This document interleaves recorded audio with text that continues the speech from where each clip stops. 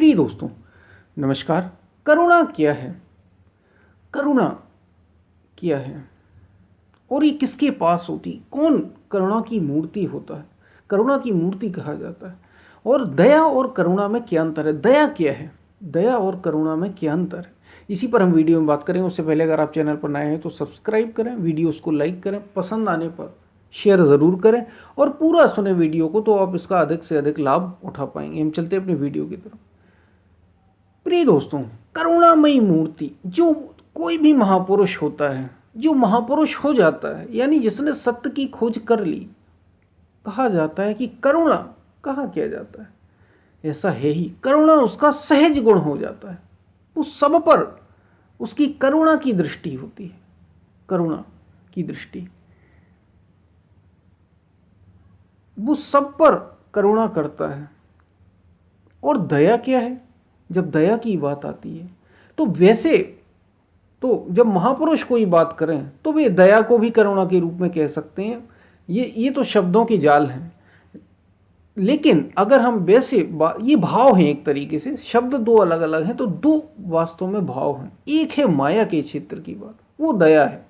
वो दया कहा, जब उसको परिभाषित किया ठीक तरीके से, तो दया कहा एक भाव जो माया के क्षेत्र में आता है, और एक ऐसा भाव जो परमात्मा के क्षेत्र से आता है, जो ईश्वर के क्षेत्र से आता है। तो दया वो है जो माया के क्षेत्र की बात है, और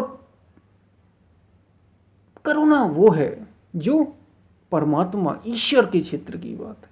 करुणा किसी महापुरुष का, वो चाहे बुद्ध हो, वो महावीर हो, वो कृष्ण हो, राम हो, आदि शंकराचार्य हो, जितने भी महापुरुष हुए हैं, सहज करुणामयी करुणा की मूर्ति होते हैं। इसका अर्थ ही ये है कि जो सबको अपनी ही आत्मा का विस्तार जो सब में दिखता है, वो सबके दुख को अपना दुख जानता है। लेकिन याद रखिए, वो दुखी नहीं होता इससे, सबके दुख से दुखी, लेकिन वो इससे दुखी नहीं होता। मतलब उसको भीतर अपने में वो तृप्त होता है, सहज उसे दुख होता है, क्योंकि सबका दुख उसका अपना दुख वो जानता है, और वो इससे बाहर आने के लिए जीवों के प्रयास करता है। ये करुणा की बात है। ये करुणा है जो किसी महापुरुष में ही होती है, या तो जो सत्य के रास्ते पर है, या फिर जो सत्य जिसने पा लिया है पूर्णतः। करुणा उसकी बात है। और दया क्या? दया तो सामान्य मनुष्य में भी होती है। जैसे एक पशु को सामान्य मनुष्य जो कभी मांस नहीं खाता, यानी जो कभी मांस का भक्ष्य, मांसाहारी जो नहीं है, वो देखेगा कि किसी बकरे को काटा जा रहा है तो उसके अंदर दया का भाव पैदा होगा। अरे, इस बकरे को काटा जा रहा है। ये कमजोरी की बात है, ये माया के क्षेत्र की बात है। दया वो केवल उसके दुख से दुखी है, इसलिए वो उसे सुख देना चाहता है। दया की जब बात आए तो वो इसलिए कि वो उसे दूसरे को सुख देना चाहता है, बस। करुणा में ऐसा नहीं होता। करुणा मुक्ति देना चाहती है आपको। करुणा सुख और दुख से पार ले जाना चाहती है आपको। करुणाशील जो व्यक्ति होगा वो किसी दुखी व्यक्ति को मुक्ति की ओर बढ़ाएगा, और जो दयावान व्यक्ति होगा वो किसी व्यक्ति को, किसी दूसरे व्यक्ति को जो दुखी है, उसको सुख की ओर ले जाएगा, वो माया की ओर ही ले जाएगा, कुछ समय का उसे आराम देना चाहेगा। तो ये करुणा और दया है।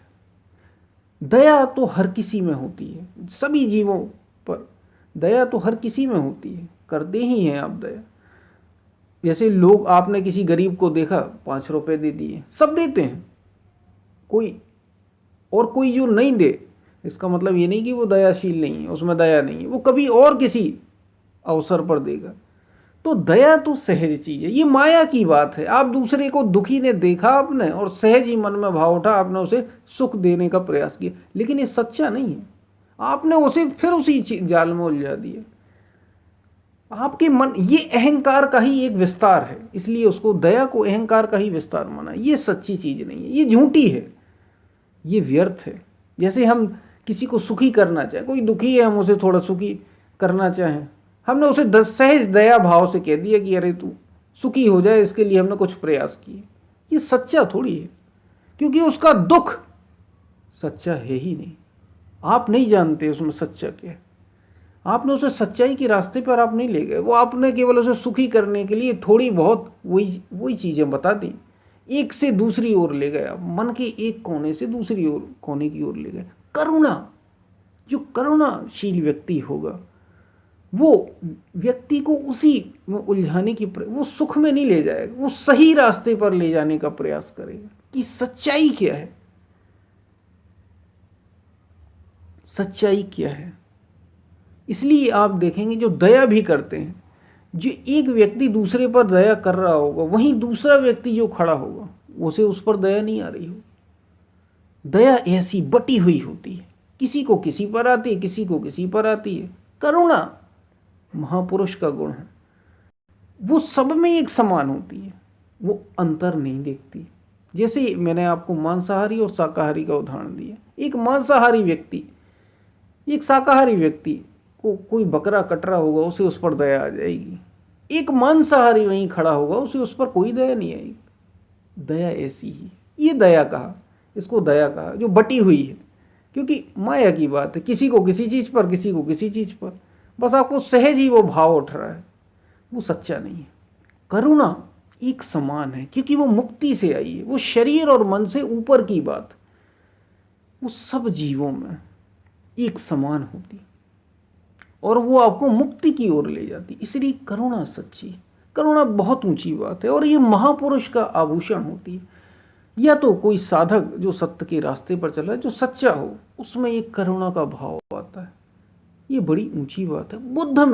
बुद्ध को करुणा की मूर्ति कहा जाता था। बुद्ध में ये करुणा का भाव सबसे अधिक कहा गया, सबसे अधिक ये करुणा का भाव था। ये सभी महापुरुषों में होती है, जो भी सत्य को पा जाते हैं उनमें सहज ही ये होती है। तो ये दया और करुणा में एक तरीके से ये एक प्रकार के भाव हैं और ये उनको व्यक्त जो भाव है, एक माया का भाव है, एक परमात्मा और ईश्वर का भाव। तो जो माया के भाव से आया उसको दया कह लीजिए, और जो परमात्मा ईश्वर के भाव से आया उसे करुणा कह लीजिए। बस इतना अंतर है करुणा और दया में। कोई संत दया को ही करुणा को ही दया भी कह सकते हैं, क्योंकि ये तो मात्र शब्द हैं, दया करुणा, वास्तव में ये भाव है।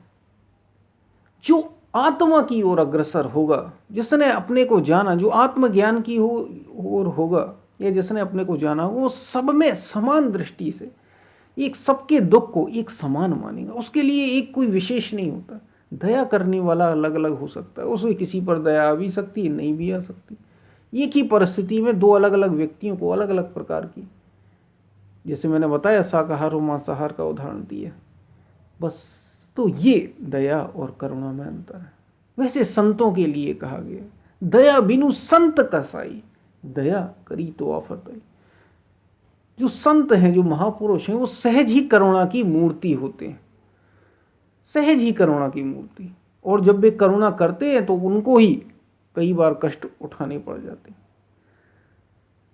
तो ये दया और करुणा की बात थी। करुणा आत्मा का, जिसने सत्य को पाया है उस महापुरुष का सहज गुण, जैसे विवेक, वैराग्य, त्याग, तप, ये सारे उसके गुण होते हैं, ऐसे करुणा उस महापुरुष का गुण होता है। दया तो सब में ही, सभी दया करते ही रहते हैं कहीं ना कहीं। तो ये दया और करुणा की बात है। हम फिर मिलते हैं, तब तक के लिए धन्यवाद।